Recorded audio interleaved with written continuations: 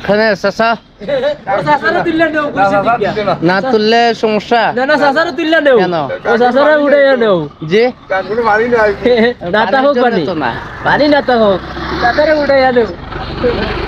বেশ কিছুদিন থেকে প্ল্যান করে আসছিলাম কোনো এক কুয়াশা ঢাকা পথে হেঁটে যাব গায়ের কোনো এক মেঠু পথ ধরে। বাট গায়ের মেঠু পথ খুঁজে পাওয়া যতটুকু কঠিন ততটুকু কঠিন হয়তো বা আমাদের কোনো যুদ্ধ জয় করাও নয়। কিন্তু আমি খোঁজ পেলাম অন্য একটা ফ্রেন্ডের কাছে যে ওদের এলাকায় মোটামুটি কুয়াশা পড়তে শুরু করেছে।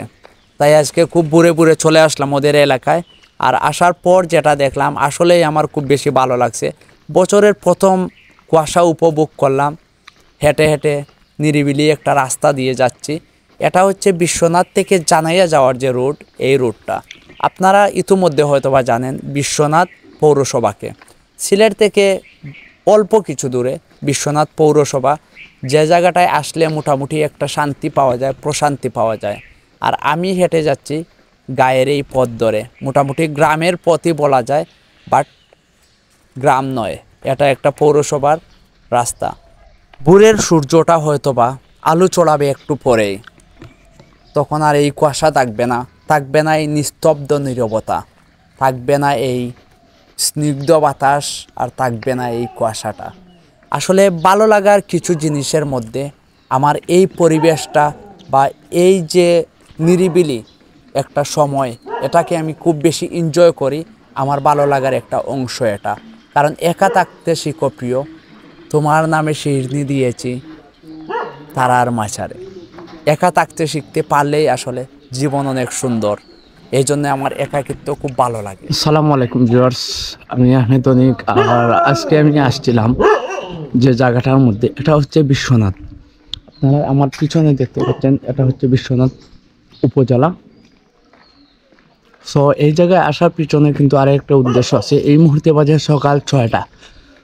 আমি আসলে উঠছি কুয়াশা দেখার জন্য। আজকে এত বেশি কুয়াশা পড়ছে, আসলে খুব ভালো লাগতেছে। আর এটা আমি মোটামুটি গতকালকে রাতে আইডিয়া করছিলাম এবং আরও একজনের কাছে জানছিলাম যে কুয়াশা পড়ে বিশ্বনাথে খুব বুড়ে বুড়ে, এই জন্য চলে আসছি।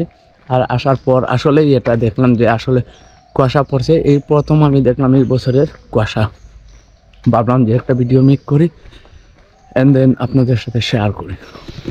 আমার ডান পাশে হচ্ছে বিশ্বনাথ উপজেলা এবং বাম পাশে হচ্ছে বাঁশিয়া নদী।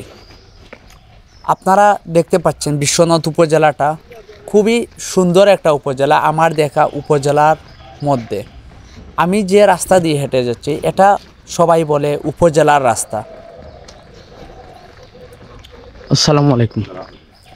তো একটু সামনে গেলেই আমরা যেটা দেখতে পাবো, মোটামুটি বিশ্বনাথের বাজারটা শুরু হয়ে যাবে একটু সামনে, মাত্র 1 মিনিট যাওয়ার পর। আর এই সময়ে আপনারা যে জায়গাটা দেখতে পাচ্ছেন, এই মুহূর্তে একটা দুইটা সিএনজি দাঁড়িয়ে আছে।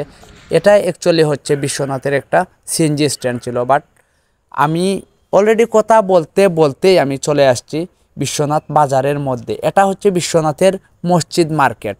ডান দিকের যে মার্কেটটা, এটাকে মোটামুটি মসজিদ মার্কেটই বলে, কারণ এক পাশে মার্কেটের পরেই হচ্ছে মসজিদ এবং বিশাল বড় একটা মাদ্রাসা। খুবই সুন্দর একটা মাদ্রাসা, বিশ্বনাথের মধ্যে অন্যতম একটা মাদ্রাসা ধরা যায়।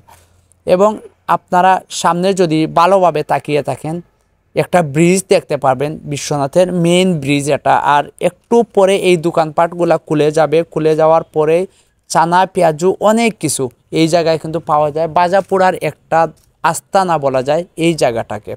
আমি আপনাদেরকে এই মুহূর্তে দেখাবো বিশ্বনাথের ব্রিজের উপরে উঠে।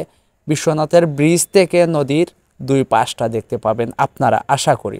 এটাকে আরেকটি নাম আমি বলতে পারি এই জায়গাটার, এটা হচ্ছে প্রবাসীদের এলাকা, প্রবাসী অধ্যুষিত বিশ্বনাথ পৌরসভা। এতদিন অবশ্য একটা উপজেলা ছিল, বিকজ এখন এটা পৌরসভায় রূপান্তরিত হয়ে এটা এখন পৌরসভা বিশ্বনাথের।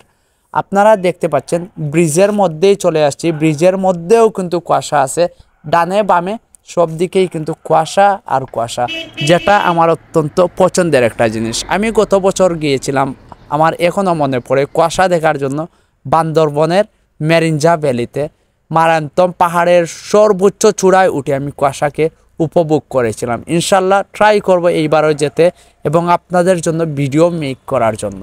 আমি বিশ্বনাথ ব্রিজের উপরে আছি। ব্রিজের উপরে থেকে আপনাদেরকে একটা কথা বলি, প্রথমে যে ফুটেজটা আপনারা দেখছিলেন, একজন ভিক্ষুক বসেছিলেন এই ব্রিজের মধ্যে এবং আমাকে উনি বলছিলেন যাতে এই নদীর ভিডিও না করি। আমি তখন ভেবেছিলাম হয়তোবা এই নদীর মালিক উনি নিজেই। এরপরে যা হওয়ার তো হয়েছে, আপনারা দেখতে পাইছেন নিজেই। আজকের ভিডিওটা আর বেশি লম্বা করব না। যদি এই ভিডিওটা ভালো লাগে অবশ্যই ভিডিওটা শেয়ার করে দিবেন। আর ভালো থাকবেন, সুস্থ থাকবেন, দেখা হবে আবারও ইনশাল্লাহ।